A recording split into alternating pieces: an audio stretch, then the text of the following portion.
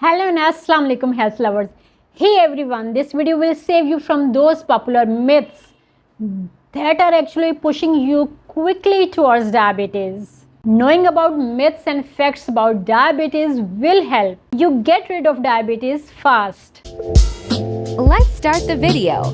There's been a common misconception for a long time, and it's something many of us, including myself, have struggled with. In the past, the focus for diabetics was primarily on avoiding sugar. There was no education regarding the effect of carbs on diabetes. This led people to believe that sugar-free cookies, biscuits, and processed snacks were safe alternatives. Unfortunately, this approach can actually be harmful. While sugar does play a role, carbohydrates, especially those found in processed foods like cookies and biscuits, can be just as problematic for blood sugar control. These processed carbs are often made with all-purpose flour, which can cause blood sugar spikes even for people without diabetes. This is something I saw firsthand with my mom years ago. When she was diagnosed with type 2 diabetes, she cut out sugar from her tea and limited sweets.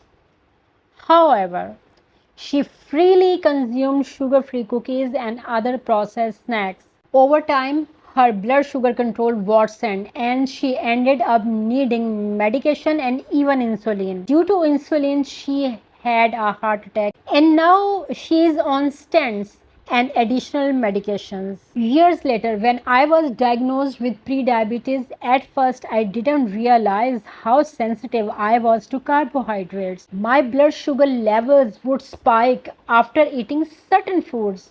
Once I cut out wheat and other processed flours, I saw a significant improvement. The key takeaway is that managing blood sugar goes beyond just avoiding sugar. You also need to be mindful of carbohydrates, especially those found in processed foods. This doesn't mean you can never enjoy a treat, but moderation is key. There are plenty of healthy and delicious snacks. For instance, you can enjoy seeds like sunflower seeds, avocado seeds, or melon seeds, etc., and nuts as well. If you are a diabetic or pre-diabetic, talk to your doctor or nutritionist about creating a personalized plan for managing your blood sugar. This may include dietary changes, exercise recommendations, and medication if needed. Remember, knowledge is power. By understanding how different foods affect your blood sugar, you can make informed choices to stay healthy. Some people advocate a fruits only diet, claiming it can cure high blood sugar no matter what. Look, I'm not against any diet system, because if these health gurus are making big claims about fruits only diets, they should have some data and real success stories to back it up. Then where's the problem? Here's the problem. Treating yourself completely with just fruits based on videos can be dangerous. The human body is complex and there's no telling how it will react. Remember Dr. Mercola? I used to be a big fan. He was a popular guru. In fact, the only one health guru at that time with a huge website. Years ago, I tried his baking soda and apple cider vinegar recipe. Based on his videos, well, it gave me a bad reaction, and guess what? 2 other remedies I tried from him were dangerous too. Turns out many others reported similar side effects, yet he had a massive following at that time. This happens a lot. You see positive feedback online, get convinced by charismatic gurus, and try something that might not be right for you. Here's the key. Medicine, even herbal stuff, needs qualified supervision. Only an expert can adjust your situation, dosage, and check for side effects. If you start a health routine based on big claims from online gurus and it hurts you, who will handle those side effects? You can't reach them. Most of these gurus don't have comment sections or reply to emails unless you pay. Stop blindly following people and don't mess with your health. Don't be fooled by big claims online. Do your research and consult a professional before trying any drastic diets. But if you can afford their direct consultation, then you can try their mode of treatment. People often suggest using alternative flours like millet, bajra, sorghum, or gram flour to continue eating rotis, flatbreads while managing diabetes. While I have tried many of these myself, it's important to understand that most grains, including multigrain options, can still cause blood sugar spikes. I didn't try almond flour and other nut flours. They may be different, but research is needed.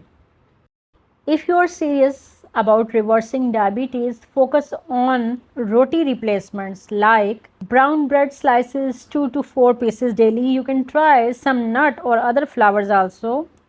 Maybe some flour suits you. While eliminating rotis, tortillas, or flat breads entirely can be beneficial, it's not the only factor. Learning to manage diabetes doesn't mean giving up everything you enjoy. It's about making informed choices to prioritize your health. Completely eliminating staple foods like rotis may be necessary for some in the short term, maybe 1 year to achieve better control. However, long term management involves a holistic approach that goes beyond just food restrictions. This isn't medical advice, but based on my experience, following strict diet systems isn't always necessary. You can try your preferred system if you have direct access to its experts, like those for the keto diet or Miller diet. However, experimenting alone can be risky. For example, imagine seeing a video guru promoting the effectiveness of a 48-hour fast. You jump right in, but it turns out it's not suitable for you. What then? The same goes for millets. You might find one or two types and start consuming them heavily, only to discover they have a high glycemic index, actually harming you. However, if a qualified expert recommends a specific diet after a proper evaluation and provides ongoing guidance, a scenario changes. Here's the key: you don't necessarily need a specific diet system to manage diabetes. Simple, sustainable changes can be very effective. For instance, aim for an earlier dinner time, avoid eating anything between dinner and breakfast. Consider skipping a meal occasionally and replacing it with a salad. Enjoy fruits, but be mindful of portion sizes. Reduce refined carbohydrates and processed oils in your diet. Avoid unnecessary snacking between meals. By incorporating these manageable habits, you can effectively manage your diabetes without feeling overly restricted. It's often said that milk and dairy products like butter, cheese, and yogurt are harmful for diabetes. Look, this channel is based on my personal experience, and you already know that diabetes often means saying goodbye to many favorite foods, carbs, sugars, oils, processed foods, and the list goes on. So, how can you satisfy hunger if you can't have milk or yogurt?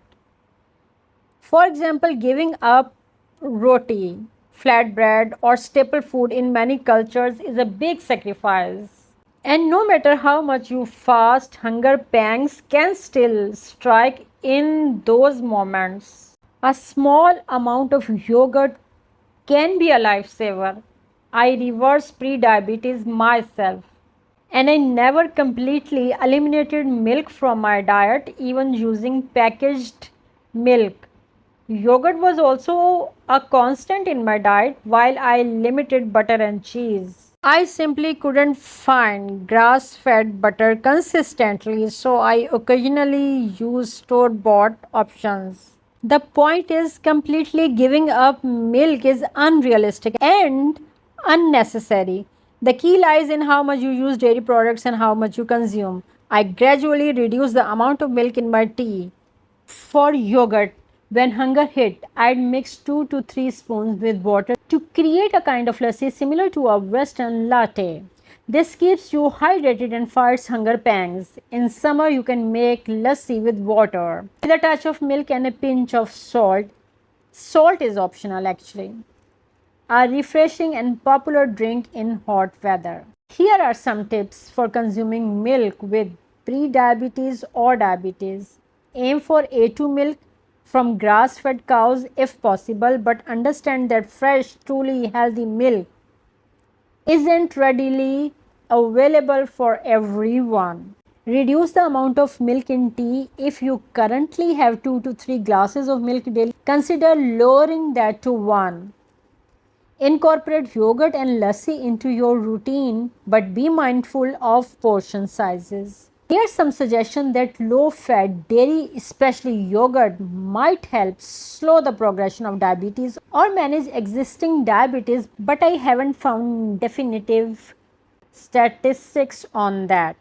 While I can't claim dairy products control diabetes, they can certainly help manage hunger and cravings. My experience suggests that consuming milk and yogurt in moderation can be a part of reversing type 2 diabetes. However, people with lactose intolerance or milk allergies need to be extra cautious with dairy consumption. I hope this video debunked myths and provided valuable knowledge. If so, please consider sharing. See you in the next video. Till then, take care. Bye bye.